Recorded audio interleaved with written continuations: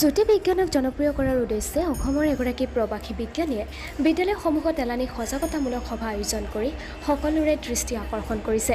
উল্লেখ্য যে বৰ্তমান নিউয়ৰ্ক বিশ্ববিদ্যালয়ৰ অধ্যাপনা কৰি থকা যোৰহাটৰ জীয়াৰী প্ৰিয়স্বিনী শইকীয়াই স্বামী সংযুক্ত আৰৱ এমিৰেটৰ কেন্দ্ৰীয় বিশ্ববিদ্যালয়ৰ অধ্যাপনা কৰি অহা প্ৰসন্ন ৰাজৰ সৈতে মাতৃভূমিলৈ অহাৰ সময়তে উলিয়াই জ্যোতিৰ্বিজ্ঞানৰ প্ৰতি যাতে ছাত্ৰ ছাত্ৰীসকল আকৰ্ষিত হয় তাৰ বাবে বিদ্যালয় মহাবিদ্যালয়সমূহত সজাগতা সভা অনুষ্ঠিত কৰিছে।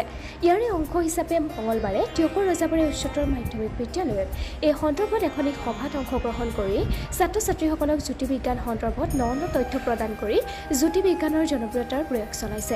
ইয়াৰ পূৰ্বে যোৰহাট জগন্নাথ বৰুৱা মহাবিদ্যালয়তো অনুৰূপ এক অনুষ্ঠানত অংশগ্ৰহণ কৰে প্ৰিয়স্বিনী শইকীয়া আৰু তেওঁৰ স্বামীয়ে। প্ৰিয়স্বিনীৰ এই অভিযানত সংগ দিছে তেওঁৰ পিতৃ তথা তেল আৰু প্ৰাকৃতিক গেছ আয়োগৰ অৱসৰী বিষয়া নিবন্ধকাৰ তৰুণ চন্দ্ৰ শইকীয়াই। অনুষ্ঠানত শইকীয়াই নিজ হাতে বিদ্যালয়খনৰ চৌহদত গছপুলি ৰোপণ কৰাৰ উপৰিও কেইবাখনো মূল্যৱান গ্ৰন্থ বিদ্যালয়লৈ পুথিভঁৰাললৈ আগবঢ়ায়। এই অনুষ্ঠানতে ৰজাবাৰী উচ্চতৰ মাধ্যমিক বিদ্যালয়ৰ অধ্যক্ষ হেমন্ত ভূঞাসহ শিক্ষক শিক্ষয়িত্ৰীসকল, টিয়ক উচ্চতৰ মাধ্যমিক বালিকা বিদ্যালয়ৰ অধ্যক্ষ ৰাজু কুমাৰ শইকীয়া, অৱসৰী অধ্যক্ষ অতুল চন্দ্ৰ বৰুৱা, সমাজকৰ্মী ডাক্তৰ মহানন্দ নেওগসহ বহু লোক উপস্থিত থাকে।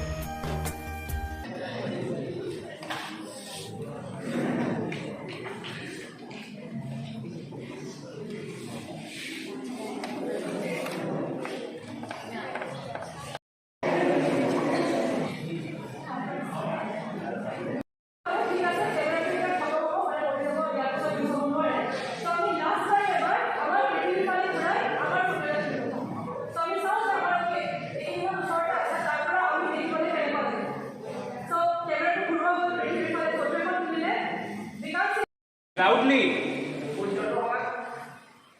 good try.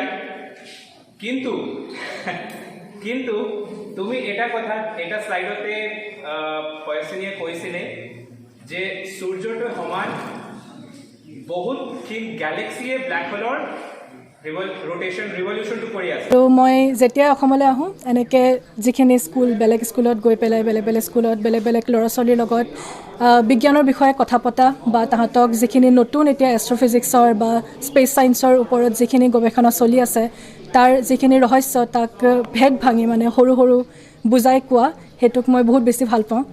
চ' এইবাৰো আমি 3 দিনৰ কাৰণে আহিছিলোঁ অসম। তাৰে আমি এদিনৰ বাবে এতিয়া বেলেগ স্কুললৈ আহিছোঁ আৰু এনেদৰে ল'ৰা ছোৱালীখিনিৰ লগত কথা পাতিছোঁ আৰু সেইটো কৰি বহুত ভাল লাগিছে।